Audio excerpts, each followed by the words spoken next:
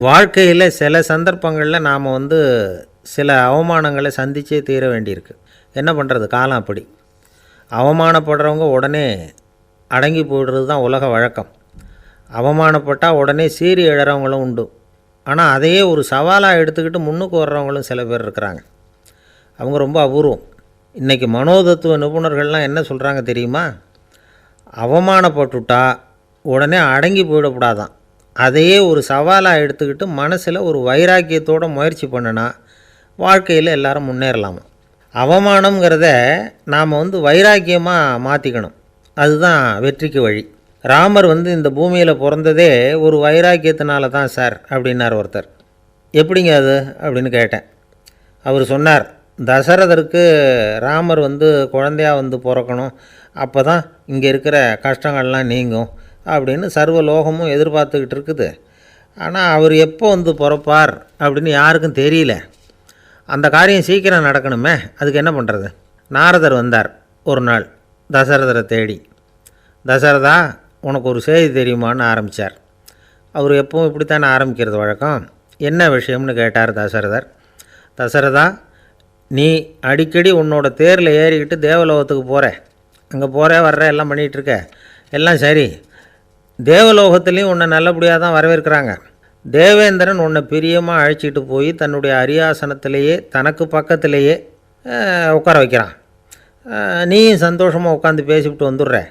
ஆனால் நீ இங்கே வந்ததுக்கு அப்புறம் அங்கே என்ன நடக்குது தெரியுமா உனக்கு அப்படின்னாரான் நாரதர். என்ன நடக்குது எனக்கு ஒன்றும் தெரியலையே அப்படின்னாரான் தசரதர். நாரதர்கிட்ட கிட்டத்தில் கேட்டிருக்கார், கொஞ்சம் சொல்லுங்கள் என்னது அப்படின்னு. அவர் நெருங்கி வந்தாரான் நாரதரும். மெதுவாக அவர் காதோட காதாக சொன்னாராம். அதாவது நம்ம பாஷையில் சொல்லப்போனால் பற்ற வைக்கிறார். நீ அங்கே தேவேந்திரங்கிட்ட உட்காந்து பேசிவிட்டு வந்த பிறகு நீ அங்கே உட்காந்துருந்த அரியாசனத்தை தண்ணி ஊற்றி கழுவி சுத்தப்படுத்துகிறாங்க. நீ என்ன அந்த அளவுக்கு சுத்தம் இல்லாத ஆளா, தினம் குளிக்காமையாக இருக்கிற அப்படின்னாராம். தசரதருக்கு இது ரொம்ப அவமானமாக போயிட்டுது. அப்படியே செய்கிறாங்க அப்படின்னாராம். ஆமாம், நீ வேணும்னா நான் சொல்கிறது உண்மையாக இல்லையா அப்படின்னு சோதனை பண்ணி பார்த்துக்கோ அப்படின்னாரான் நாரதர். உடனே தசரதர் இதுக்காகவே புறப்பட்டு தேவலோகம் போனார். அங்கே வழக்கம் போலவே இவரை கூப்பிட்டு உட்கார வச்சு பேசிக்கிட்டு இருந்தான் தேவேந்திரன். கொஞ்ச நேரம் பேசிக்கிட்டு இருந்துட்டு சரி நான் கிளம்புறேன்னு புறப்பட்டார். சரி, அவனும் வாசல் வரைக்கும் வழி அனுப்பி வச்சுட்டு உள்ளே போயிட்டான். தசரதர் வெளியில் கொஞ்சம் நேரம் மறைஞ்சி இருந்துட்டு மெதுவாக உள்ளே எட்டி பார்த்தார் என்ன நடக்குதுன்னு. நாரதர் சொன்னது உண்மை தான். தசரதர் உட்காந்துருந்த ஆசனத்தை அங்கே 2 தேவர்கள் கழுவி சுத்தப்படுத்திக்கிட்டு இருக்கிறாங்க. தசரதரால் இதை தாங்கிக்க முடியல. அவருக்கு ரொம்ப அவமானமாக போச்சு. நேராக கிடுகிடுன்னு தேவேந்திரங்கிட்டே போனார். நான் உட்காந்துருந்த இருக்கையே சுத்தம் பண்ணுறியே, நான் என்ன அந்த அளவுக்கு பாவியா அப்படின்னு கேட்டார். ரொம்ப கோபமாக கேட்டார். தசரதரே, மனுஷனுக்கு 3 கடன்கள் உண்டு. தேவ கடன், ரிஷி கடன், பித்ரு கடன். இதை தீர்க்காதவன் பாவியாகிறான். இதில் மகனை பெறுவதால் தான் பித்ரு கடன் தீரும். உனக்கு மகன் கிடையாது, அதனால் நீ பாவி ஆகிற. பாவி உட்காந்துருந்த இடம்ங்கிறதுனால அதை சுத்தம் செய்ய வேண்டியது எங்கள் கடமை அப்படின்னு நானான் தேவேந்திரன். இந்த இடத்துல தசரதருக்கு ஏற்பட்ட அவமானம் ஒரு வைராக்கியமாக மாறிச்சு. தேவேந்திரனே கேட்டுக்கோ, ஒரு மகனை பெற்ற பிறகு தான் இந்த சபையில் மறுபடியும் அடி எடுத்து வைப்பேன் அப்படின்னு சொல்லிவிட்டு போயிட்டாரான். போய் புத்திர காமேஷ்டி யாகம் பண்ணார். புத்திரர்கள் பிறந்தார்கள். இந்த கதையில் உள்ள கருத்து என்னென்னா, தேவேந்திரன் தசரதரை அப்படி அவமானப்படுத்தலைன்னா அவருக்கு இப்படி ஒரு வைராக்கியம் பிறந்திருக்குமா யோசித்து பார்க்கணும். நமக்கு ஏற்படுகிற சில அவமானங்களையும் வைராக்கியமாக மாற்றிக்குவோம். அப்படி மாற்றிக்கிட்டோம்னா வாழ்க்கையில் முன்னேறலாம். நம்ம ஆளுங்க சில பேர் அவமானத்தை வைராக்கியமாக மாற்றிக்கிறது எப்படி தெரியுமா? நம்மக்கிட்ட ஒரு பையன் சொன்னான், எங்கள் அப்பா என்னை எல்லாருக்கும் முன்னாடி வச்சு திட்டிவிட்டார், பொறுப்பு இல்லாமல் ஊர் சுற்றுறேன்னு சொல்லி அவமானப்படுத்தி விட்டார். இனிமேல் நீ என் முகத்திலேயே முழிக்காதரா போடான்னு வேறு சொல்லிவிட்டார். எனக்கு ரோஷம் வந்துட்டுது. அந்த அவமானத்தை வைராக்கியமாக மாற்றிக்கிட்டேன். அன்னையிலேருந்து அவர் முகத்திலேயே முழிக்கிறதில்ல அப்படின்னா. அப்படியான்னு கேட்டோம். ஆமாங்க, அவர் வீட்டில் இல்லாத நேரமாக பார்த்து உள்ளே சமையல் கட்டுக்கு போய் சாப்பிட்டுட்டு நைஸாக வெளியில் வந்துடுவேன் அப்படிங்கிறான் அவன். ஜவஹர்லால் நேரு பிரதமராக இருந்த சமயம் அவர் ஒரு தடவை சென்னைக்கு வந்திருக்கிறார். இங்கே சில முக்கிய நிகழ்ச்சிகளில் கலந்துக்கிறதுக்காக வந்திருந்தார். ஆளுநர் மாளிகையில் ஒரு நாள் ராத்திரி தங்கி மறுநாள் புதுடெல்லி புறப்படுறதாக ஏற்பாடு. நிகழ்ச்சியிலெல்லாம் முடிச்சுக்கிட்டு ஆளுநர் மாளிகையில் தங்கியிருக்கிறார். அன்றைக்கு இரவு படிக்கிறதுக்கு ஒரு முக்கியமான புத்தகம் அவருக்கு தேவைப்பட்டது. அந்த சமயத்தில் உலக அளவில் ஒரு முக்கியமான பொருளாதாரம் சம்பந்தமான ஒரு புத்தகம் வெளியாகி இருக்கிற விஷயம் அவருக்கு தெரியும். அந்த புத்தகம் மெட்ராஸுக்கு வந்திருக்குமா, அது இங்கே கிடைக்குமா அப்படின்னு விசாரிச்சிருக்கிறார் நேருஜி. அவர் இப்படி கேட்ட உடனே அங்கே இருந்தவங்கள்லாம் ரொம்ப பரபரப்பாக செயல்பட ஆரம்பிச்சிட்டாங்க. முக்கியமான இடங்கள்ல எல்லாம் விசாரிச்சிருக்கிறாங்க அந்த புத்தகம் உங்கள்கிட்ட இருக்கான்னு. சென்னையில் உள்ள கன்னிமாரா நூல் நிலையத்துக்கு எப்படியும் அந்த புத்தகம் வந்திருக்கணும் அப்படின்னு ஒரு நம்பிக்கை. அங்கே விசாரித்தாங்க. அந்த புத்தகம் 2 நாளைக்கு முன்னாடி தான் அங்கே வந்திருக்குது அப்படிங்கிற விஷயம் தெரிஞ்சுது. உடனே எல்லோரும் அங்கே ஓடினாங்க. அவங்களுக்கு இன்னொரு சந்தேகம், புத்தகம் வந்திருக்கு சரி, அது இந்த சமயத்தில் வேறு யாரும் படிக்கிறதுக்கு எடுத்துகிட்டு போயிருக்கக்கூடாதே அப்படிங்கிற சந்தேகம் இருந்தாலும் மனசுக்குள்ளே ஒரு தைரியம். இப்படி ஒரு புத்தகம் வெளிவந்திருக்கிற விஷயமே நேருஜி சொல்லி தான் நமக்கே தெரியும். அதுவும் இல்லாமல் உலக பொருளாதாரம் சம்பந்தமான ஏதோ ஒரு புத்தகம் அது. அதை போய் இந்த நேரத்தில் அவ்வளவு ஆர்வமாக யார் எடுத்துகிட்டு போயிட போகிறாங்க அப்படிங்கிற தைரியம். இந்த தைரியத்தோடு அந்த நூல் நிலையத்துக்கு ஓடினாங்க. புத்தகத்தை தேடினா அது கிடைக்கல, யாரோ எடுத்துகிட்டு போயிருக்கிறாங்க. நேருவுக்கு மட்டுமே தெரிஞ்சிருந்த அந்த புத்தகம் பற்றின விஷயம் சென்னையில் வேற ஒருத்தருக்கும் தெரிஞ்சிருக்குது. உடனே எல்லோரும் பரபரப்பாக அதுக்குன்னு இருக்கிற ரிஜிஸ்டர் இருக்குல்ல, பதிவேடு, அதை புரட்டி பார்க்குறாங்க யார் எடுத்துகிட்டு போகிறாங்கன்னு தெரிஞ்சுக்கிறதுக்காக. எடுத்துகிட்டு போனவங்க அதில் கையெழுத்து போட்டிருப்பாங்கல்ல, அதை பார்த்து யாருன்னு தெரிஞ்சுக்கலாம் அப்படிங்கிறதுக்காக தான் அதை புரட்டுறாங்க. அதோ அந்த புத்தகத்தோட பேர் பக்கத்தில் அதை எடுத்துக்கிட்டு போனவங்க கையெழுத்து உத்து பார்க்குறாங்க எல்லோரும். அதில் போட்டிருக்குது பேர் CN அண்ணாதுரை அப்படின்னு எழுதியிருந்தது. அவர் தான் பேரறிஞர் அண்ணா. நேரு படிக்க விரும்பின ஒரு புத்தகத்தை அதே நேரம் படிக்க விரும்பின இன்னொரு தலைவர் இவர். படிக்கிறதுல அவருக்கு இருந்த ஆர்வத்தை நாம் தெரிஞ்சுக்கணும்னா அதுக்கு எவ்வளவோ சம்பவங்கள் இருக்குது. கடைசி காலத்தில் அவர் அடையாறு மருத்துவமனையில் படுத்திருக்கிறார். அவருக்கு ஒரு முக்கியமான அறுவை சிகிச்சை செய்ய வேண்டியிருக்குது அவசரமாக. அமெரிக்காவிலேருந்து டாக்டர் மில்லர் வந்திருக்கிறார். அவர்கிட்ட கேட்குறார், டாக்டர் நாளைக்கே அறுவை சிகிச்சை செய்ய போகிறீங்களா அப்படின்னு. ஆமாங்கிறார் டாக்டர் மில்லர். நாளைக்கு மறுநாள் செஞ்சுக்கிறேனே அப்படின்னாரான் அண்ணா. ஏன் ஏதாவது நாள் பார்க்குறீங்களான்னு கேட்டிருக்கார். இல்லை, ஒரு புத்தகத்தை படிச்சுக்கிட்டு இருக்கிறேன், அதை நாளைக்குள்ளே முடிச்சிருவேன், அதுக்கப்புறம் நான் இறந்தாலும் கவலை இல்லை அப்படின்னாரான் இவர். அவர் தான் அறிஞர் அண்ணா. சங்ககால நூல்கள்லேருந்து சமீபத்தில் வந்த நூல்கள் வரைக்கும் எல்லாம் அவர் படிச்சிருக்கிறார். ஒரு திருமண விழாவில் அவர் பேசும்பொழுது சொன்ன விஷயம் இது. சங்க காலத்தில் காதலியை மணக்க விரும்புகிறவனுக்கு அவனுடைய தந்தை வீர சோதனைகள்லாம் வைப்பார். போய் புலிப்பல் கொண்டுக்கிட்டு வா, அப்போ தான் என் பொண்ணை கொடுப்பேன் அப்படின்னு சொல்லுவார். காதலன் உடனே காட்டுக்கு போவான், ஒரு புலியை கொன்று அதனுடைய பல்லை கொண்டுக்கிட்டு வருவான். அதை வீர பதக்கத்தில் பதித்து அவனுக்கு மாமனார் சூட்டுவார் கல்யாண சமயத்தில். இப்போலாம் காதலன் கிட்ட அப்படி சொல்ல முடியாது. இப்போலாம் காதலன்கிட்ட காட்டுக்கு போய் புலிப்பல் கொண்டுக்கிட்டு வான்னு யாராவது சொன்னால் புலி தான் மாப்பிள்ளையாக வந்து சேரும் அப்படின்னார். ஒரு கடைக்கு போனேன், 5 ரூபா பணத்தை எடுத்து கொடுத்தேன். ஒரு தினசரி பத்திரிகையை கேட்டேன். அவர் உடனே அங்கே அடுக்கி வச்சுருந்த பத்திரிகையில் ஒன்று எடுத்து என் கையில் கொடுத்தார். வாங்கிக்கிட்டேன். மீதி பணத்தை எடுத்தார். அதையும் என் கையில் கொடுக்கணும்ல, கொடுக்கல. எதிரில் இருந்த பலகையில் வச்சு எடுத்துக்க சொன்னார். எப்போவும் அவர் அப்படி தான் பண்ணுவார். நானும் எடுத்துக்கிட்டு வந்துடுவேன். இவர் ஏன் இப்படி பண்ணுறாருங்கிறது எனக்கு ரொம்ப நாளாக ஒரு சந்தேகம். ஒரு நாள் அவர்கிட்டயே இதை கேட்டுவிட்டேன். ஏங்க, நீங்கள் உங்கள் கடைக்கு வந்து பொருள்கள் வாங்குறவங்களுக்கு நீங்கள் பாக்கி சில்லறையை கொடுக்குறப்போ பலகையில் வச்சு விட்றீங்க, கையில் கொடுக்க மாட்டேங்கிறீங்களே, ஏன் அப்படின்னு கேட்டேன்.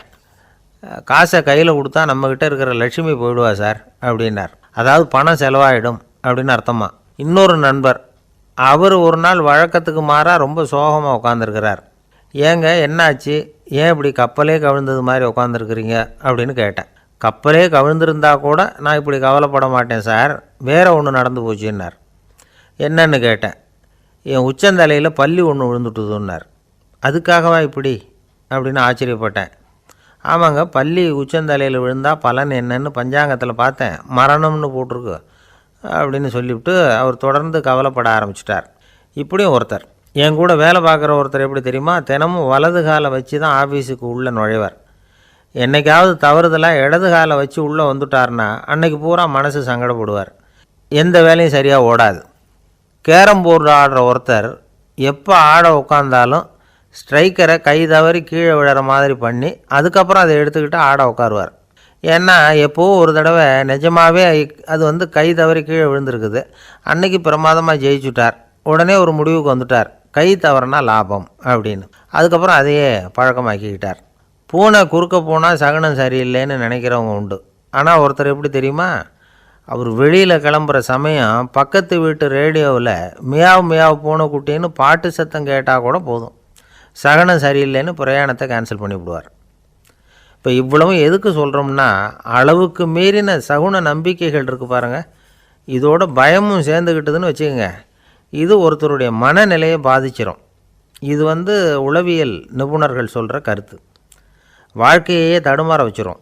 பாதுகாப்பு இல்லாத உணர்வு, ஒரு விதமான டிப்ரெஷன் மனநிலை, இதெல்லாம் தான் இதுக்கு காரணமாக அமையலாம்.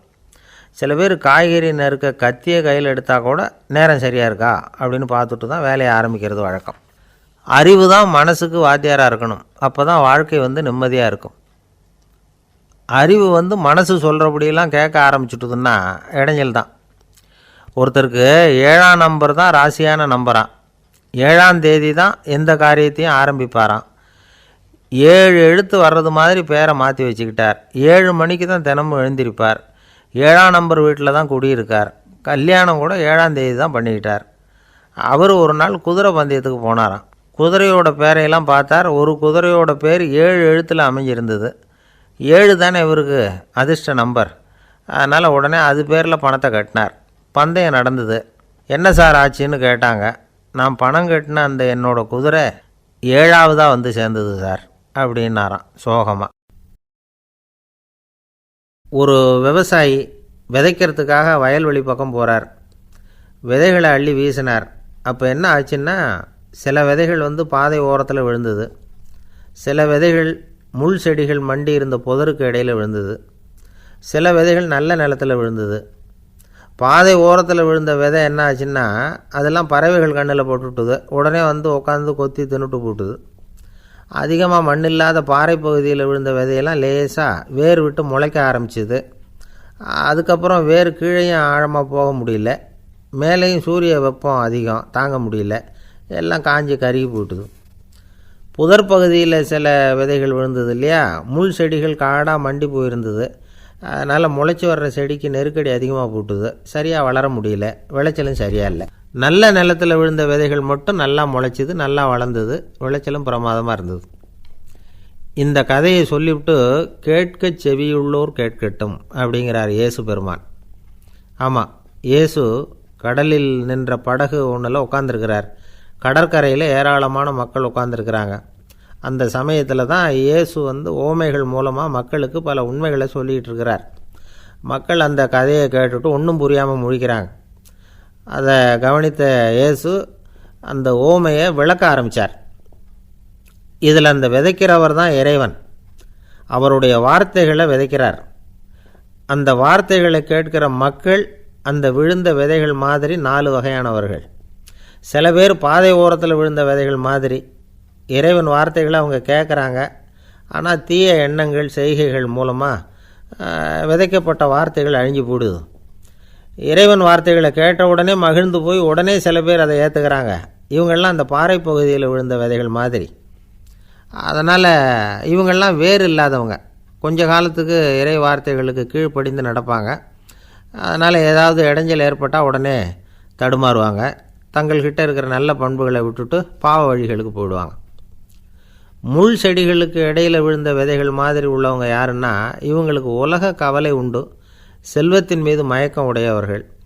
உலக ஆசைகள் இவங்களுக்குள்ளே பூந்துடுறதுனால அங்கே இருக்கிற நல்ல பண்புகள் மறைஞ்சு போயிடுது. அதனால் அவங்களும் உபயோகம் இல்லாதவங்களாக ஆயிடுறாங்க. நல்ல மனிதர்கள் நல்ல நிலத்தில் விழுந்த விதைகளுக்கு ஒப்பானவர்கள். இவங்க இறை வார்த்தையை கேட்குறாங்க, அதை ஏற்றுக்கிறாங்க, அவங்களும் நல்லபடியாக வாழுறாங்க, அடுத்தவங்களுக்கும் உபயோகமாக இருப்பாங்க. இதுதான் இயேசு சொன்ன விளக்கம். நல்ல வார்த்தைகளை கேளுங்கள், நல்ல வார்த்தைகளை ஏற்றுக்கொள்ளுங்கள், அடுத்தவங்களுக்கு உபயோகமாக இருங்க. இதுதான் பெரியவங்கள்லாம் நமக்கு சொல்லுகிற உபதேசம். ஒரு அப்பா தன்னுடைய மகனுக்கு உபதேசம் பண்ணார். இதை பாருப்பா, நல்ல வார்த்தைகளை கேட்கணும், எப்போதுமே மகன் அப்பா பேச்சை கேட்குறது நல்லது அப்படின்னாராம். நீ ஏதாவது ஒரு தப்பு பண்ணால் என் தலையில் ஒரு முடி நரைச்சி வெள்ளையாக போடும்பா. நீ செய்கிற ஒவ்வொரு தப்புக்கும் என் தலையில் ஒவ்வொரு முடி வெள்ளையாயிடும் அப்படின்னாரான். பையன் யோசித்தான், அப்பா இப்போ தான் எனக்கு புரியுது, தாத்தாவோட தலைமுடி பூராவும் வெள்ளையாக இருக்கிறதுக்கு என்ன காரணங்கிறது எனக்கு இப்போ தான் புரியுது அப்படின்னானா. ஒரு ஊரில் ஒரு ராஜா இருந்தார். அவர் ஒரு பூனை வளர்த்தார். ரொம்ப செல்லமாக அவர் அந்த பூனையை வளர்த்தார். அவர் என்ன பண்ணுவார் தெரியுமா? இரவு நேரத்தில் அந்த பூனையோட தலையில் ஒரு விளக்கை வச்சுருவார். அந்த பூனை ரொம்ப ஜாக்கிரதையாக அந்த விளக்கு கீழே விழுந்துடாமல் பார்த்துக்கும். தலையை ஆட்டாமல் ரொம்ப நிதானமாக ராஜா பின்னாடி நடந்து போய்கிட்டே இருக்கும்.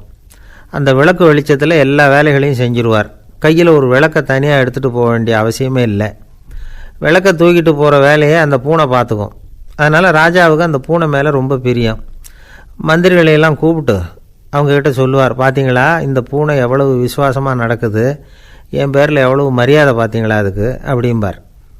இதை கேட்டுவிட்டு அங்கேருந்த அமைச்சர்களில் ஒருத்தர் சொன்னார், மன்னா நீங்கள் சொல்கிறது சரிதான், இருந்தாலும் இந்த பூனையோட விசுவாசத்தை நாம் கொஞ்சம் சோதித்து பார்க்க வேண்டியிருக்கு அப்படின்னாராம். சரி, உங்கள் ஆசையை ஏன் கெடுக்கணும், நல்லா சோதித்து பாருங்கள் அப்படின்னு சொல்லிவிட்டார் ராஜா. உடனே அந்த அமைச்சர் என்ன பண்ணார் தெரியுமா? எங்கேயோ புறப்பட்டு போனார். ஒரு 5-6 எலிகளை பிடிச்சிக்கிட்டு வந்தார். அரண்மனையில் ராஜா ஏதோ வேலை பார்த்துக்கிட்டு இருக்கிறாரு. பக்கத்தில் அந்த பூனை ரொம்ப பணிவாக நின்றுக்கிட்டு இருக்குது. அது தலையில் விளக்கு எரிஞ்சிக்கிட்டு இருக்கு. அமைச்சர் தான் பிடிச்சிக்கிட்டு வந்த எலிகளை அந்த பூனை பார்வையில் படுறது மாதிரி எதிரில் விட்டார். அந்த எலிகள்லாம் அங்கேயும் இங்கேயும் ஓட ஆரம்பிச்சிது. அதை பார்த்தது பூனை. அவ்வளவுதான். தலையில் இருக்கிற விளக்கை பற்றியும் கவலைப்படலை, ராஜாவை பற்றியும் கவலைப்படல. ஒரே பாய்ச்சலாக பாஞ்சு எலிகளை துரத்த ஆரம்பிச்சுட்டுது. தலையில் இருந்த விளக்கு எங்கேயோ போய் விழுந்தது, அணைஞ்சு போச்சு. இருட்டில் ராஜா தடுமாற ஆரம்பிச்சுட்டார். இந்த சமயத்தில் அந்த அமைச்சர் மறுபடியும் விளக்கை ஏற்றினார். வெளிச்சம் வந்தது. அதுக்கப்புறம் அந்த அமைச்சர் பேசினார், அரசே, பூனையோட விசுவாசத்தை பார்த்தீங்களா? எலி அது கண்ணில் படுற வரைக்கும் தான் விசுவாசமாக இருந்தது. அது மாதிரி எலியை பார்த்ததும் எல்லாத்தையும் விட்டுட்டு அதை துரத்த ஆரம்பிச்சுட்டு பார்த்தீங்களா? தான் அந்த பூனையை பற்றி நினச்சது தப்புங்கிறது அதுக்கப்புறம் தான் அந்த ராஜாவுக்கு புரிஞ்சுதான். சரி, இப்போ எதுக்கு இந்த கதையெல்லாம் அப்படிங்கிறீங்களா? இந்த பூனை மாதிரி தான் நம்ம மனசும். மனசை எவ்வளவு தான் பயிற்சி கொடுத்து பக்குவமாக வச்சுருந்தாலும் பார்க்குறதுக்கு பரமசாது மாதிரி தான் இருக்கும். பார்க்க வேண்டியதை பார்த்துட்டுதுன்னா பாஞ்சிரும். இந்த பூனை மாதிரி புலன் இன்ப பொருள்கள் கிட்டாத வரைக்கும் மனம் அடங்கி இருக்கிறது மாதிரி தான் தெரியும். கொஞ்சம் வாய்ப்பு கிடைச்சாலும் அது குதிக்க ஆரம்பிச்சிடும், தப்பு பண்ண ஆரம்பிச்சிடும். பெரிய பெரிய முனிவர்கள் வாழ்க்கையில் நடந்த வீழ்ச்சி இதை தான் நிரூபிக்குது. புலன்களின் ஆற்றல் அதிகம். அதனால் மனக்கட்டுப்பாடு பயிற்சிகளில் ரொம்ப எச்சரிக்கையாக இருக்கணுங்கிறார் சுவாமி சிவானந்தர். மது பழக்கத்தையே விட்டுவிட்டேன்னு உறுதியாக இருப்பான். கடை கண்ணில் பட்டுவிட்டுதுன்னா கால் அவனை கேட்காமலே இழுத்துக்கிட்டு உள்ளே போயிடும். இதுதான் மனசுங்கிறது. அதுதான் அந்த ராஜா வளர்த்த பூனை. நம்மால் ஒருத்தன் அந்த ராஜா பூனை தலையில் விளக்க வச்சது மாதிரி இவன் தன்னுடைய தலையிலேயே ஒரு விளக்கை ஏற்றி வச்சுக்கிட்டு என்னத்தையோ தேட ஆரம்பித்தான். தேடிக்கிட்டு இருக்கிறான். தலையை ஆட்டாமல் நிதானமாக நடந்து ரொம்ப நேரமாக தேடிகிட்டு இருக்கிறான். அந்த சமயம் அங்கே வந்த ஒருத்தர், என்னத்தை தேடுறீங்கன்னு கேட்டார். அதுதான் மறந்து போச்சு அப்படின்னு இழுத்தான். சரி, கொஞ்சம் இப்படி உட்காருங்க, ஞாபகம் வந்ததும் தேட ஆரம்பிக்கலாம் அப்படின்னார் அவர். இவன் கொஞ்ச நேரம் உட்காந்து யோசித்தான். அப்புறம் திடீர்னு எழுந்திரிச்சான். ஞாபகம் வந்துட்டுதுன்னா. என்னன்னு கேட்டார். எங்கள் வீட்டில் இருந்த விளக்கை எங்கே வச்சேன்னு தெரியல, அதை தான் தேடிக்கிட்டு இருக்கிறேன், ஏற்றி வைக்கலாம்னு பார்க்குறேன் அப்படின்னா. ஒரு ராஜா இருந்தார். நாடு பூராவும் நிறைய மரங்களை நட்டு வளர்க்கணுங்கிறது அவரோட ஆசை. தானே அதுக்கு முன்மாதிரியாக இருக்கணும்னு நினச்சார். அரண்மனையை சுற்றி மரங்களை நட்டு வளர்த்தார். இதை பார்த்துட்டு ஜனங்களும் அவங்கவுங்க வீட்டை சுற்றி மரக்கன்றுகளை நட்டு வளர்த்தாங்க. கொஞ்ச காலத்தில் ஊர் பூரா பசுமையாக மாறிச்சு. எல்லாருக்கும் சந்தோஷமாக இருந்தது. இது ஒரு பக்கம் இருக்கட்டும். இப்போ நான் சொல்ல போகிற கதை வேறு. அதாவது அந்த ராஜா ஒரு நாள் தன்னுடைய அரண்மனையை சுற்றி இருக்கிற விதவிதமான மரங்களை எல்லாம் போய் பார்த்தார். எப்படி இருக்கிறீங்க அப்படின்னு ஒவ்வொரு மரத்துக்கிட்டையும் விசாரித்தாராம். எந்த மரமும் சந்தோஷமாக இருக்கிறதா தெரியல. அதுக்கும் மனசில் ஒரு குறை. முதல்ல ஆலமரத்துக்கிட்ட போனார். அது சொல்லிச்சு, மண்ணா, நான் நல்லா பெருசாக வளர்ந்துருக்கிறேன், அடர்த்தியாக இருக்கிறேன், கிளையெல்லாம் 4 பக்கமும் நல்லா படர்ந்து தான் இருக்குது, இருந்தாலும் எந்த பிரயோஜனமும் இருக்கிறதா தெரியல எனக்கு. என்னுடைய பழம்லாம் ரொம்ப சின்னதாக இருக்குது, என் கண்ணுக்கு சரியாக புலப்பட மாட்டேங்குது. நான் இருக்கிற சைஸுக்கு என்னுடைய கிளையில் இருக்கிற பழம்லாம் எவ்வளோ பெருசாக இருக்கணும், அது இத்தினூண்டு இருக்கிறது எனக்கு பெரிய அவமானமாக இருக்குது. இப்படி இங்கே நின்றுக்கிட்டு இருக்கிறதே ரொம்ப கூச்சமாக இருக்குது, ஒரு நல்ல புயல் வந்ததுன்னா பேசாமல் சாஞ்சு விடலாமான்னு பார்க்குறேன் அப்படின்னு புலம்புது ஆலமரம். சரி இருக்கட்டும்னு நினச்சிக்கிட்டு ராஜா அடுத்தபடியாக ஒரு அத்தி மரத்துக்கிட்ட போனார். அதுவும் புலம்ப ஆரம்பிச்சுட்டுது. நான் கூட பெரிய மரம் தான், இல்லை இலையெல்லாம் அழகாக தான் இருக்குது, பழம் அழகாக இருக்குது, இருந்தாலும் உள்ள விஷயம் இல்லையே, அத்தி பழத்தை புட்டு பார்த்தா அத்தனையும் சொத்தை அப்படின்னு பழமொழியே உண்டாயிட்டுதே, இப்படி ஒரு கெட்ட பேரோடு நான் இருக்கணுமா அப்படின்னு புலம்புது அது. சரி இது இருக்கட்டும் அப்படின்னு சொல்லி அடுத்தபடியாக வேப்ப மரத்துக்கிட்ட போனார். அது தன்னுடைய வேதனையை வெளியிட்டது. எனக்கு எவ்வளவோ மருத்துவ குணங்கள்லாம் இருக்கிறதா சொல்லிக்கிறாங்க, இருந்தாலும் என்ன பிரயோஜனம், என்னுடைய பழத்தை மனிதர்கள் யாரும் விரும்பி சாப்பிட்றது இல்லையே அப்படின்னுது. ராஜா அடுத்தாப்புல இருந்து ஒரு பனை மரத்துக்கிட்ட போனார். நான் நல்லா உயரமாக தான் வளர்ந்துருக்கிறேன், மற்ற மரங்கள்லாம் என்னை அண்ணாந்து தான் பார்க்கணும், இருந்தாலும் என்கிட்ட நிழலுக்காக யாரும் ஒதுங்கிறது இல்லையே அப்படின்னுது. என்ன இது எல்லா மரமும் இப்படி திருப்தி இல்லாமல் இருந்துக்கிட்டு இருக்குதே அப்படின்னு நினச்சிக்கிட்டே ராஜா அடுத்தபடியாக அங்கே இருந்த ஒரு பைன் மரத்துக்கிட்ட போனார். அழகாக உயரமாக பசுமையாக தான் இருந்தது, ஆனால் பழமோ பூவோ கிடையாது. அதை நினச்சி அது வருத்தப்பட்டுக்கிட்டு இருக்குது. ஓக் மரம் அது ஒன்று நின்றுட்டு இருந்தது. அது என்ன சொல்லிச்சுன்னா, இலை உதிர் காலத்தில் என் மேலே இருக்கிற எல்லா இலைகளும் உதிர்ந்து போடுது, முடி கொட்டின மனிதர்கள் மாதிரி மொட்டையாக நான் நிற்க வேண்டியிருக்குது, என்ன வாழ்க்கை இது அப்படின்னு சொல்லி அழுத்துக்கிட்டது. சரி புளிய மரம் என்ன சொல்லுது பார்ப்போம்னு அதுக்கிட்ட போனால், என்னுடைய நிழலில் யாருமே தங்க மாட்டாங்க, உடம்புக்கு சூடுன்னு ஒதுங்கி போயிடுவாங்க, அடிமரத்தை பார்த்திங்கன்னா பட்டையெல்லாம் உறிஞ்சி பார்க்குறதுக்கே கேவலமாக இருப்பேன் அப்படின்னுது அது. முருங்கை மரம் என்ன சொல்லிச்சு தெரியுமா, என்னுடைய இலை காயெல்லாம் சாப்பிட்றவங்களுக்கு சத்து கொடுக்கறது வாசவந்தான், ஆனால் என் உடம்புல சத்தே கிடையாது, கொஞ்சம் வேகமாக காற்று அடிச்சதுன்னா முறிஞ்சி விழுந்துடுறேன், என்ன வாழ்க்கை இது அப்படின்னு சொல்லி அது வருத்தப்பட்டது.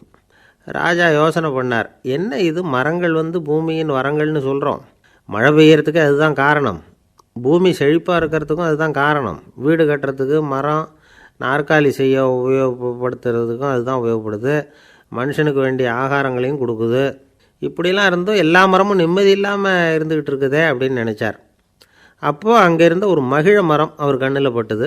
அந்த மரம் மட்டும் கொஞ்சம் நிம்மதியாக மகிழ்ச்சியாக இருக்கிறது மாதிரி தெரிஞ்சுது. உடனே ராஜா அதுக்கிட்ட போனார். உனக்கு மனசில் எதுவும் குறை இல்லையான்னு கேட்டார். இல்லை நான் சந்தோஷமாக தான் இருக்கேன்னு அந்த மகிழ மரம். அப்படியான்னு ஆச்சரியமாக கேட்டார் ராஜா. ஆமாம் மன்னா, இந்த இடத்துல நீங்கள் ஒரு முருங்கை மரத்தையோ வேப்ப மரத்தையோ கூட நட்டிருக்கலாம், ஆனால் இந்த இடத்துல நடுறதுக்கு என்ன தேர்ந்தெடுத்துருக்குறீங்க, அதுவே எனக்கு பெருமை, அதுவே எனக்கு திருப்தி அப்படின்னு தான் மகிழ மரம். மகிழ மரம் சாதாரணமாக தான் இருக்கும், இளம் மஞ்சள் நிறத்தில் பூக்கள், அது காய்ந்தும் மனம் வீசும். மகிழ மரம் மாதிரி மன திருப்தியோடு வாழறதுக்கு நாம் கற்றுக்கணுமா. நாம் இந்த உலகத்தில் ஒரு நாயாவோ நரியாவோ கூட பிறந்திருக்கலாம், மனுஷனாக பிறந்திருக்கிறோம், அதுவே பெருமை தானே. இந்த நிறைவு தான் மகிழ்ச்சியின் ரகசியம். ஒரு பையன் அப்பா கிட்ட போய், அப்பா நீங்கள் இந்த உலகத்தில் ஒரு மனுஷனாக பிறந்தது என்னோட அதிர்ஷ்டம் நானா. ஏண்டா அப்படி சொல்கிறேன்னு இருக்கார் அப்பா. நீங்கள் ஒரு கரடியாக பிறந்திருந்தா இந்நேரம் நானும் ஒரு கரடி குட்டியாக தானே இருந்திருப்பேன் அப்படின்னு நானா பையன். இந்த உலகத்தில் நாம் நல்லபடியாக இருக்கணும்னா அதுக்கு முக்கியமாக தேவைப்படுறது ரெண்டு. ஒன்று செல்வம், இன்னொன்று அறிவு. சரி, இது ரெண்டில் சிறந்தது எது அப்படின்னு ஒரு கேள்வி கேட்டால் என்ன பதில் சொல்கிறது? இதே கேள்வியை ஹஸ்ரத் அலி அவர்கள்கிட்ட கேட்டாங்களாம். அவர் ஒரு பெரிய அறிஞர். கேள்வி கேட்டவங்களும் சாதாரண ஆட்கள் இல்லை, இவங்களும் அறிஞர்கள். ஒரு நாள் ஹஸ்ரத் அலி அவர்கள்கிட்ட 10 அறிஞர்கள் வந்தாங்களாம். ஐயா, நாங்கள் 10 பேரும் உங்ககிட்ட ஒரே கேள்வியை தான் கேட்க வந்திருக்கிறோம், ஆனால் எங்கள் 10 பேருக்கும் நீங்கள் தனித்தனியாக பதில் சொல்ல முடியுமா அப்படின்னு கேட்டிருக்காங்க.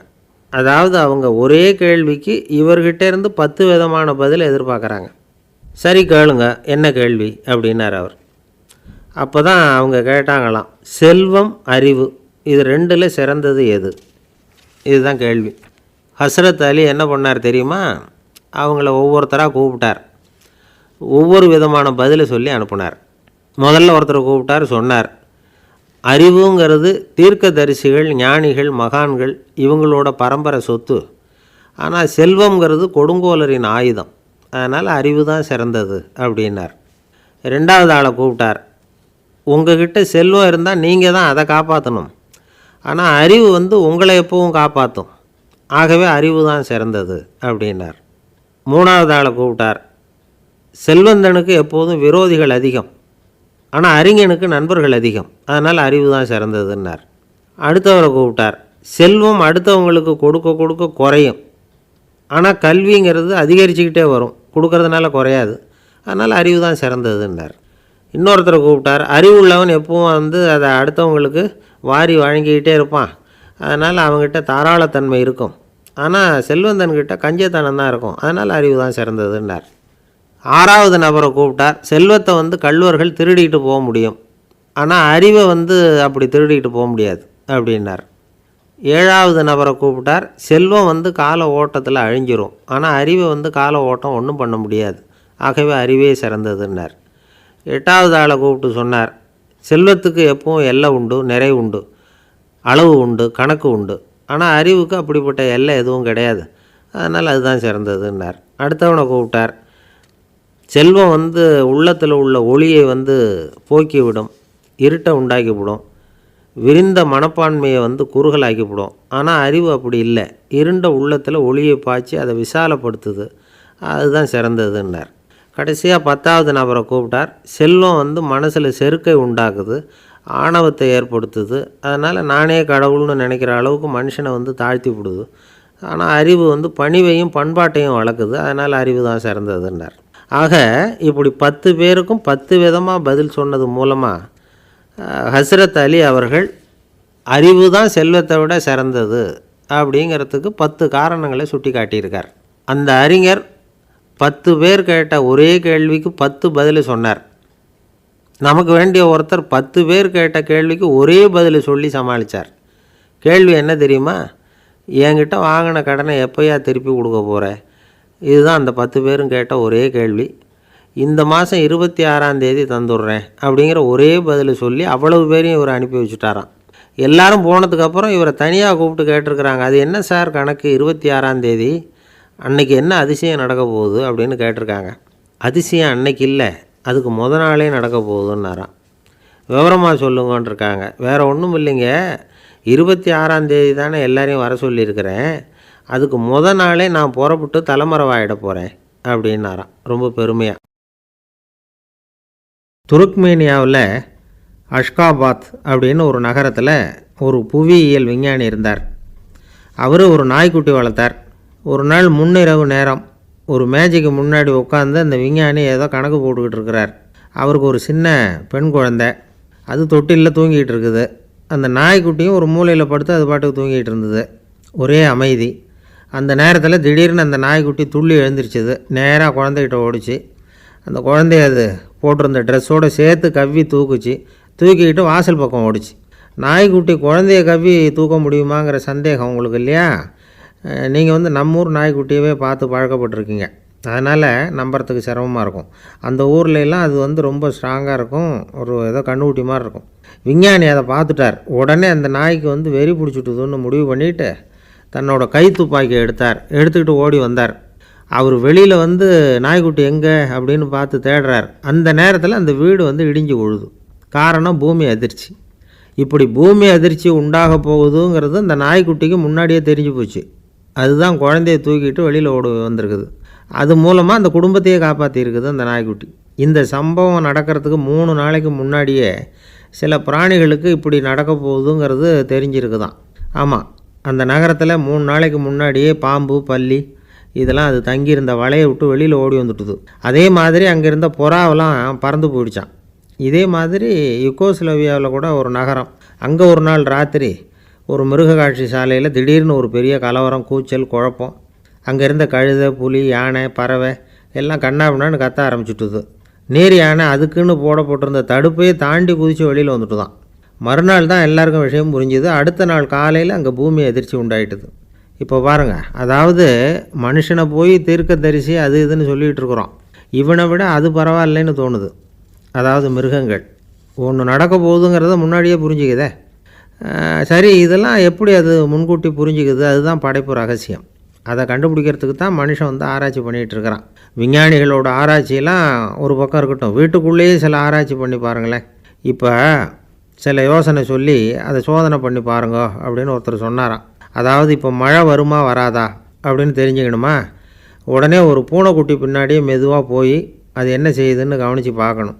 பூனைக்குட்டி தன்னோட பாதத்தினால் சுகத்தில் வந்து அப்படி கீறிக்கிட்டு இருக்கும். அப்படி கீறினா கண்டிப்பாக மழை வரும். சில சமயம் பூனைக்குட்டி அப்படியே மல்லாந்து படுத்துக்கிட்டு பாதத்தை உயர தூக்கும், அப்படியும் எப்படியும் புரளும். இப்படி செஞ்சதுன்னா அன்னைக்கும் மழை இருக்காது. அதனால் முன்னாடி இருந்தது மழை வர்றதுக்கு அறிகுறி, இது மழை இல்லைங்கிறதுக்கு அறிகுறி.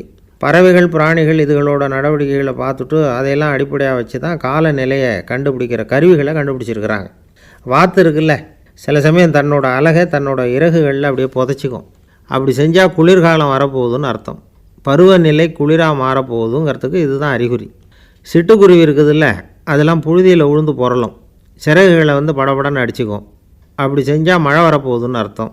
ஒன்று மட்டும் நாம் நல்லா தெரிஞ்சுக்கணும், இயற்கையின் சீற்றம்னு சொல்கிறோம் இல்லையா, இயற்கை ஏன் நம்ம மேலே கோவப்படுது? இயற்கையை நாம் அனுசரித்து போகிறதில்ல, அதனால் கோவப்படுது. காடுகளை அழிக்கப்படாது, விலங்குகளை கொல்லக்கூடாது, இயற்கை ஏற்படுத்தி வச்சுருக்கிற சமநிலையை கெடுக்கக்கூடாது. அதை புரிஞ்சுக்கிட்டு வாழ்ந்தோம்னா பூமியும் நடுங்காது, நாமளும் நடுங்க வேண்டிய அவசியம் இருக்காது. ஒருத்தர் இருந்தார், சாராய கடைக்கு போனாராம், நிறைய சாப்பிட்டார். அப்புறம் சொன்னார், இது ரொம்ப அற்புதமான சரக்கு போல் இருக்குது, உள்ளே போன உடனே இந்த பூமியே நடுங்கிறது மாதிரி இருக்குது எனக்கு அப்படின்னாராம். இதுக்கு கடைக்காரர் சொல்லியிருக்கார், நீங்கள் சாப்பிட்டது வெறும் பச்சை தண்ணி தாங்க, இப்போ ஏற்பட்டிருக்கிறது நிஜம் பூமி அதிர்ச்சி அப்படின்னாராம்.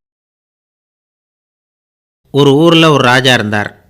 அந்த ராஜாவுக்கு ஒரு மந்திரி. ராஜா ரொம்ப நியாயமானவர், நேர்மையானவர், கண்டிப்பானவர். தப்பு செய்கிறது யாராக இருந்தாலும் தண்டனை கொடுப்பார். வேண்டியவங்களுக்கு ஒரு நியாயம், வேண்டாதவங்களுக்கு ஒரு நியாயங்கிறதெல்லாம் அவர்கிட்ட கிடையாது. ஒரு சமயம் அரசவையில் அந்த அமைச்சரே விதிமுறைகளுக்கு புறம்பாக ஏதோ நடந்துக்கிட்டு இருக்கார். மன்னருக்கு கோபம் வந்துட்டுது. உடனே அந்த அமைச்சரை கிட்டத்தில் கூப்பிட்டு அவர் கன்னத்தில் ஓங்கி ஒரு அறை கொடுத்துட்டாராம். உடனே அந்த அமைச்சர் என்ன பண்ணார் தெரியுமா, நேராக போனார், அங்கே நின்றுக்கிட்டு இருந்த இன்னொருத்தர் கன்னத்தில் ஓங்கி அரைஞ்சார். அறை வாங்கினவர் திகைச்சு போயிட்டார். இவர் ஏன் நம்மளை அரைகிறார் அப்படின்னு யோசனை பண்ணார். மன்னரும் திகைச்சு போயிட்டார். நாம் இவரை அரைஞ்சா அதுக்காக இவர் போய் இன்னொருத்தரை அரையணுமா அப்படின்னு யோசனை பண்ணார். இவருக்கு என்ன பைத்தியமானு கூட நினைக்க ஆரம்பிச்சிட்டார். ஆனால் என்ன ஆச்சுன்னா, அப்புறம் அமைச்சர் அவர் கவனிச்சிக்கிட்டு இருந்தாரா, அவர் இன்னொருத்தரை அரைஞ்சார் இல்லையா, அந்த அறை வாங்கின ஆசாமியை பார்த்து கத்திக்கிட்டு இருந்தார். யார்? அமைச்சர். ஏன்பா என்கிட்ட அறையை வாங்கிக்கிட்டு இப்படி விவரம் இல்லாமல் நின்றுட்டு இருக்கிறியே, நான் உனக்கு கொடுத்ததை நீ வேறு யாருக்கிட்டையாவது கொடுத்துரு அப்படின்னார். உடனே அந்த ஆள் பார்த்தான், தனக்கு அடுத்தபடியாக நின்றுக்கிட்டு இருந்தவனை ஓங்கி ஒரு அறை அரைஞ்சான். அவன் கன்னத்தை தடவிட்டே யோசனை பண்ணான். இது ஏதோ புரிஞ்சுக்கிட்ட மாதிரி அடுத்தாப்பில் நின்றுக்கிட்டு இருந்தவனை அரைஞ்சான். இப்படி இந்த அறை மாறி மாறி போய்கிட்டே இருக்குது. ஊர் பூரா பிரயாணம் பண்ண ஆரம்பிச்சுட்டுது. அன்றைக்கி ராத்திரி அந்த ராஜா படுக்கிறதுக்காக போனார். அந்த நேரம் பார்த்து அவர் கன்னத்தில் பலார்னு ஒரு அறை விழுந்தது. நம்மளே அரையிறது யார் அப்படின்னு அதிர்ச்சியோட மன்னர் திரும்பி பார்க்குறாரு. அரைஞ்சது அவரோட மனைவி. என்னாச்சு உனக்குன்னு கத்துனார் ராஜா. உங்களுக்கு தெரியாதா, ஊர் பூரா ஒருத்தர் மாற்றி ஒருத்தர் மூலமாக இந்த அறை பிரயாணம் பண்ணிக்கிட்டு வருது அப்படின்னாங்க அந்த அம்மா. அப்படின்னா ஆரம்பித்த இடத்துக்கே வந்துட்டுதா அப்படின்னாராம் மன்னர். என்ன சொல்கிறீங்கன்னு கேட்டிருக்காங்க. இவர் விவரத்தை சொன்னாராம். அப்படின்னா நீங்கள் ஆரம்பித்து வச்ச இந்த விளையாட்டை நான் முடிச்சு வச்சுட்டேன் அப்படின்னாங்களாம் அந்த அம்மா. மறுநாள் காலை மறுபடியும் அரசவை கூடிச்சு அந்த அமைச்சர் மன்னரை பார்த்து கேட்டார், என்ன மகாராஜா, என்கிட்ட கொடுத்ததை திருப்பி வாங்கிட்டீங்களா அப்படின்னாராம். இப்படி நடக்கும்னு நான் எதிர்பார்க்கவே இல்லைன்னார் மன்னர். ஆனால் நான் எதிர்பார்த்தேன், அது எங்கே போயிட போகுது, ஊர் பூரா சுற்றி கடைசியில் உங்ககிட்ட தான் சேரும் அப்படிங்கிறது எனக்கு தெரியும் அப்படின்னார் அமைச்சர். இந்த கதை வேடிக்கையாக இருந்தால் கூட இதில் உள்ள கருத்து முக்கியமானது. இந்த உலகத்தில் பல கருத்துக்கள் இப்படி தான் மாறி மாறி சுற்றி வந்துக்கிட்டே இருக்குது. நம்மளும் ஒருத்தன் தன்னுடைய நண்பன் ஒருத்தனை கடத்தெருவில் பார்த்தான். உடனே ஓடி போய் பலார்னு ஒரு அறை கொடுத்தானா. அவன் கன்னத்தை தடவிட்டு ஏன்டா என்னை அரைஞ்சேன்னு கேட்டிருக்கான். நீ ஏன்டா என்னை முட்டாள்னு என் மனைவிட்ட போய் சொன்னேன் அப்படின்ட்டுருக்கான் அவன். உன்னை ஒரு முட்டாள்னு சொன்னதுக்காகவா நீ என்னை அரைஞ்ச அப்படின்னு கேட்டிருக்கான் இவன். டேய், நான் அதுக்காக அறையலப்பா, அது ஒரு பெரிய ரகசியம் நான் முட்டாளுங்கிறது. அந்த ரகசியத்தை நீ ஏன் எங்கள் வீட்டில் போய் சொன்னேன், அதுக்காக தான் அரைஞ்சேன் அப்படின்னு நானும் அவன். பக்தின்னு சொல்கிறோம் இல்லையா, அது 3 வகைப்படும் அப்படிங்கிறார் ஒரு பெரியவர். அது என்ன 3 வகைன்னா, தெய்வ பக்தி, அடியார்கள் பக்தி, குரு பக்தி. அடியார் பக்தியை விட தெய்வ பக்தியை விட குரு பக்தி தான் ரொம்பவும் சிறந்ததுங்கிறார் அவர். தெய்வத்துக்கிட்ட செஞ்ச பாவம் குருநாதர்கிட்ட தீர்ந்துருமா, குருநாதர்கிட்ட செஞ்ச பாவம் தெய்வத்துக்கிட்ட போனாலும் தீராதான். இப்படி பெரியவங்கள்லாம் சொல்லி வச்சுருக்கிறாங்க. ஒரு காடு, அங்கே அயோத தௌமியர் அப்படின்னு ஒரு தபோதனர்.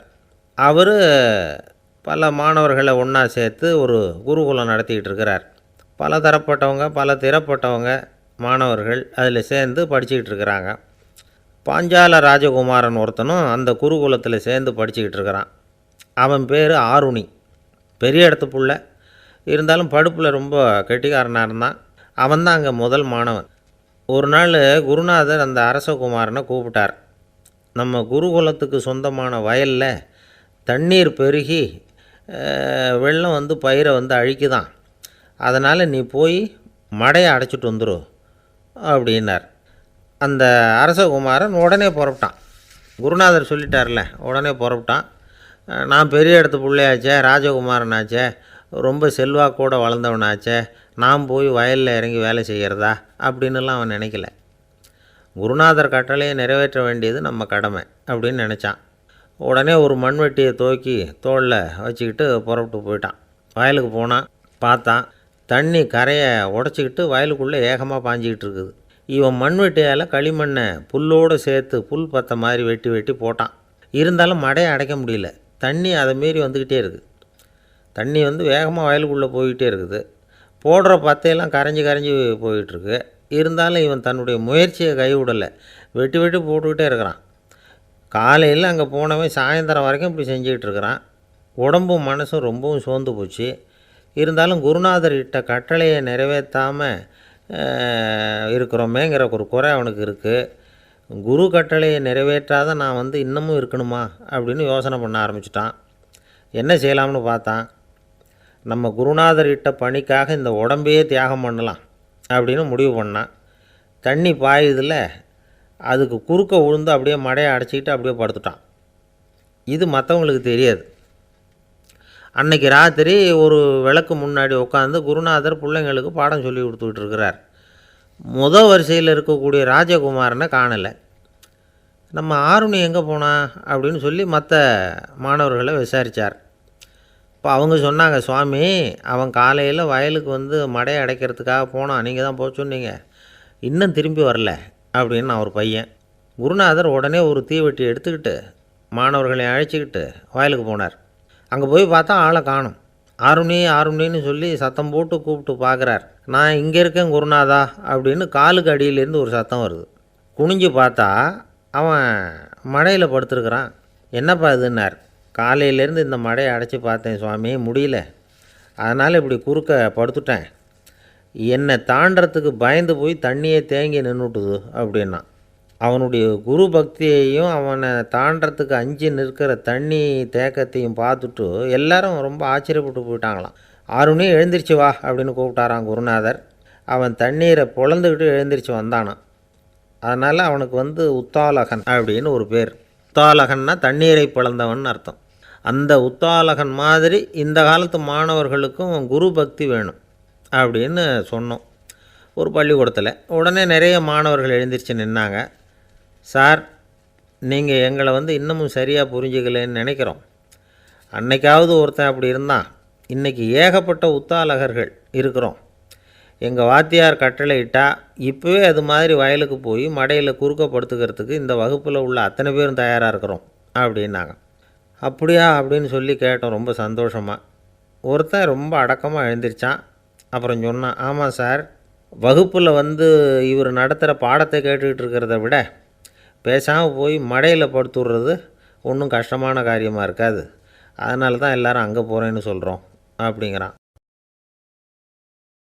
ஒரு இலக்கிய கூட்டம் ஏற்பாடு பண்ணியிருக்கிறோம், நீங்கள் அவசியம் வந்து அதில் பேசணும் அப்படின்னு கேட்டுக்கிட்டார் ஒருத்தர். வேணாங்க, 4 பேருக்கு முன்னாடி வந்து நிற்கிறதுனா எனக்கு ரொம்ப கூச்சமாக இருக்கும் அப்படின்னாரு இவர். ஏன் சார் இன்னமும் குழந்த மாதிரி கூச்சப்படுறீங்களே அப்படின்னார் அவர். அவரை ஒரு மாதிரியாக சமாளித்து அனுப்பி வச்சுட்டு அதுக்கப்புறம் அதை பற்றி இவர் யோசித்து பார்த்துருக்கார். சில நிபுணர்கள் எழுதியிருக்கிறத படித்தும் பார்த்துருக்கிறார். மனோதத்துவ நிபுணர்கள் என்ன சொல்கிறாங்க தெரியுமா? 10-20% குழந்தைகள் பிறக்கிறப்பவே கூச்ச சுபாவம் கொண்டதாக தான் இருக்குதான். ஒரு தாத்தா தன்னோட பேர பிள்ளைய ஆசையாக கூப்பிடுறார் விளையாட்டு காட்ட, அதை அழுதுகிட்டு ஓடி போகுது. ஒரு அம்மா தன்னோட பிள்ளைய பள்ளிக்கூடத்தில் சேர்க்கறதுக்காக கூப்பிட்டுக்கிட்டு போகிறாங்க. அந்த புள்ள அம்மாவோட முந்தானையில் ஒளிஞ்சிக்கிட்டு வெளில வரமாட்டேங்குது. இவங்களெல்லாம் எப்படி சமாளிக்கிறது? குழந்தைகளோட கூச்ச சுபாவத்தை போக்குறது எப்படி? இதுக்கு நிபுணர்கள் சில யோசனைகளை சொல்லியிருக்கிறாங்க.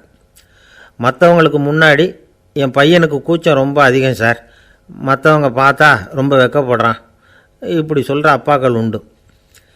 என் பையன் புது மனுஷாலை பார்த்தா அட்டையாக ஒட்டிக்குவான் சார் அப்படின்னு சொல்கிற அப்பாக்களும் உண்டு. இப்படிலாம் குழந்தைகளுக்கு முத்திரை குத்துறது ரொம்ப தப்பான்.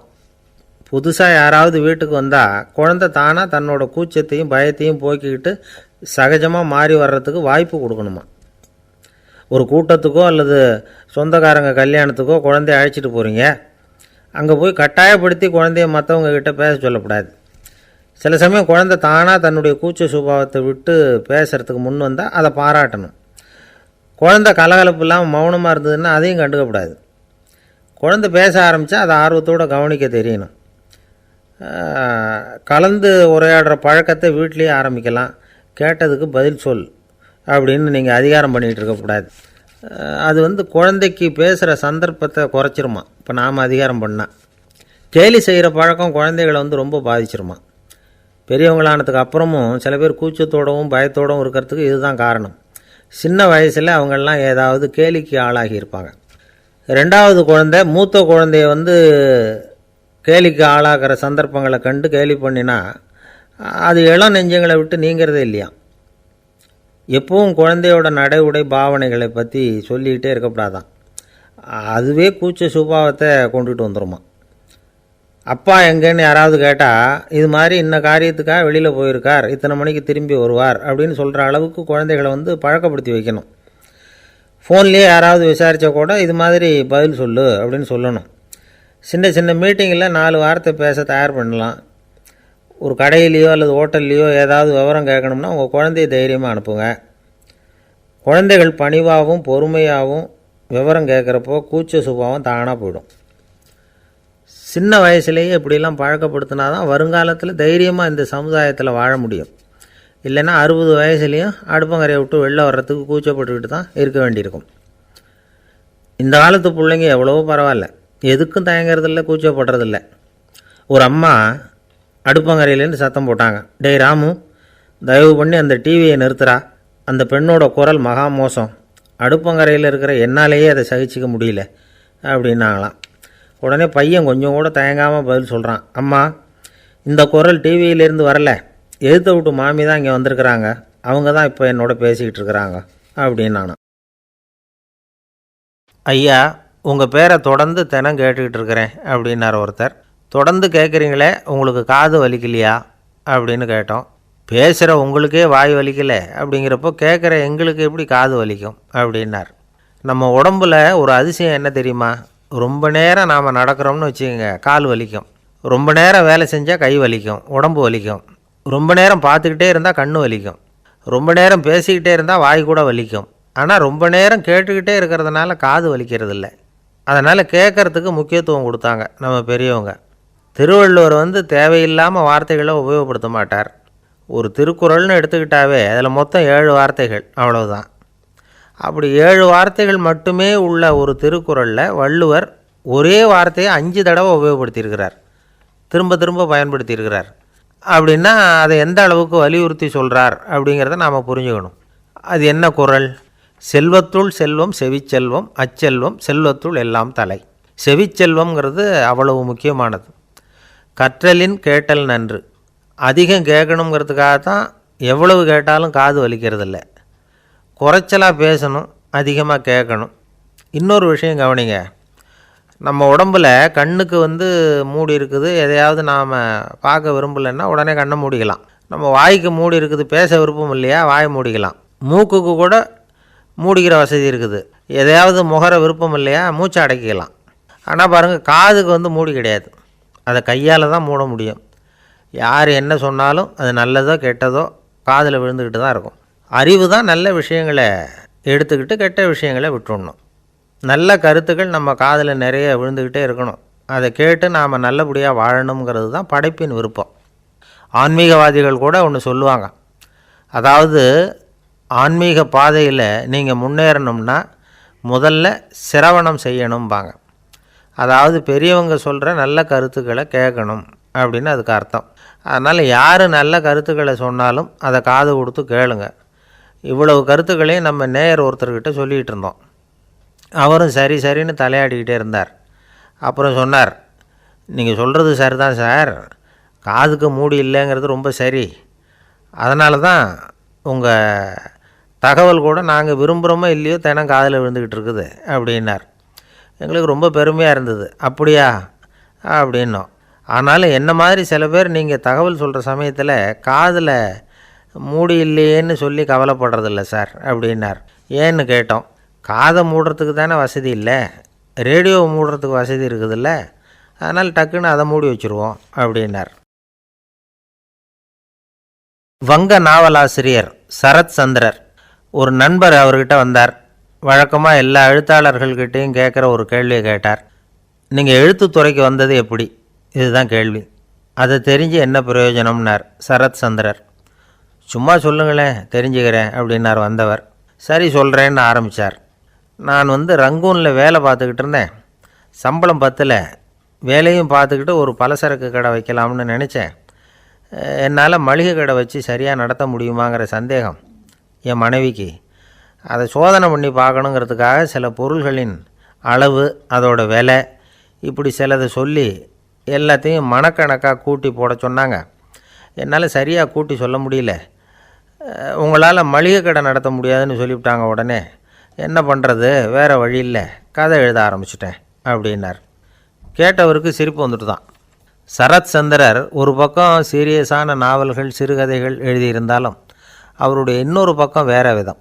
நண்பர்கள்கிட்ட பேசும்பொழுதும் சரி, அவர்களுக்கு கடிதங்கள் எழுதும்போதும் சரி, கேலியும் கிண்டலும் நகைச்சுவை உணர்வும் அதிகமாக இருக்கும். காந்திஜி ஒரு சமயம் கல்கத்தாவுக்கு வந்திருந்தார். தேசபக்தர்கள் பல பேர் அவர்கிட்ட பேசிக்கிட்டு இருந்தாங்க. அப்போது சரத் சந்திரரும் அங்கே இருந்தார். கிரண் சங்கர் ராய் அப்படிங்கிறவரும் அங்கே இருந்தார். அவர் சொன்னாராம், காந்திஜியோட பழகிய முதல் வங்காளி நான் தான். போயர் யுத்த காலத்தில் இவர் லண்டனுக்கு வந்திருந்தப்போ என்கிட்ட தான் வங்காள மொழி கற்றுக்கிட்டார் அப்படின்னாராம். உடனே சரத் சந்திரர் காந்திஜியை பார்த்து, இவர் உங்களுக்கு வங்காள மொழி கற்றுக் கொடுத்தது உண்மைதானா அப்படின்னாராம். ஆமான்னாராம் காந்தி. அதனால தான் உங்களால் வங்காள மொழி கற்றுக்க முடியல அப்படின்னாராம். எல்லாரும் சிரித்தாங்களாம். சரத் சந்திரர் சாம்தாபேர் அப்படிங்கிற கிராமத்தில் தங்கியிருந்தார் ஒரு இலக்கிய நிகழ்ச்சியில் கலந்துக்கிறதுக்காக. அதுக்காக ஒரு கல்கத்தாவுக்கு போக வேண்டிய சூழ்நிலை. அதுக்காக புறப்பட்டார். அந்த சமயத்தில் பின்னாடி இருந்து யாரோ அவரை கூப்பிட்டாங்க. இப்படி கூப்பிட்டவரை பார்த்து இன்னொருத்தர் யாரோ அதட்டி இருக்கிறாங்க. போகிறவரை ஏன் இப்படி கூப்பிடுறீங்க அப்படின்னு. ஏன் கூப்பிட்டா என்னன்னு கேட்டிருக்கார் சரத் சந்திரர். புறப்படுறவங்கள பின்னாடி இருந்து கூப்பிடுறது அபசகுனம், போகிற இடத்துல ஏதாவது ஆபத்து வரலாம் அப்படின்னு அதுக்கு விளக்கம் கொடுத்துருக்கிறார் அவர். உடனே சரத் சந்திரர் சொன்னாராம், இதோ இவங்க என்னை இலக்கிய கூட்டத்துக்கு அழைச்சிட்டு போகிறாங்களே, இதை விட வேறு என்ன ஆபத்து வந்துட போகுது அப்படின்னாராம். இப்படி சரத் சந்திரருக்கு இயல்பாகவே நகைச்சுவை உணர்வு உண்டு. அவருடைய நண்பர் ஒருத்தர் வீட்டுக்கு கூப்பிட்டுருந்தார். அங்கே ஒரு கச்சேரிக்கு ஏற்பாடு பண்ணியிருந்தாங்க. சரத் சந்திரருக்கு இயல்பாகவே கச்சேரியில் நீண்ட ஆலோசனையெல்லாம் கேட்குறதுக்கு பொறுமை இருக்காது. அதனால் மெதுவாக பாட போகிறவர் எப்படி அப்படின்னு கேட்டிருக்கார்.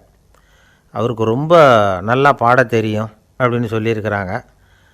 அதுக்கு சரத் சந்திரர், பாட தெரியுங்கிறது சரி, பாட்டை நிறுத்த தெரியுமா அதை சொல்லுங்கள் முதல்ல அப்படின்னாராம்.